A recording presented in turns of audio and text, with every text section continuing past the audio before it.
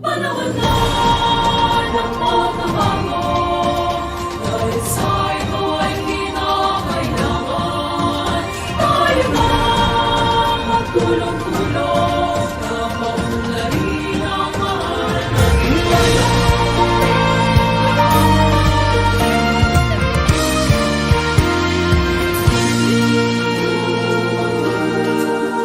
Panahon na ng pagbabago, dahil sa ito ay kinakailangan tayo na magtulong-tulong na paunlarin ang mahal nating bayan.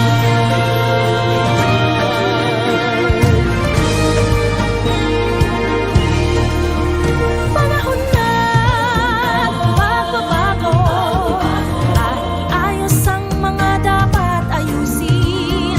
Dapat lang maging tungkulin ng bawat mamamayan dito sa atin. Ng pagbabago patungo sa pag-asenso, magsikap ng mabuti at nang guminhawa tayo.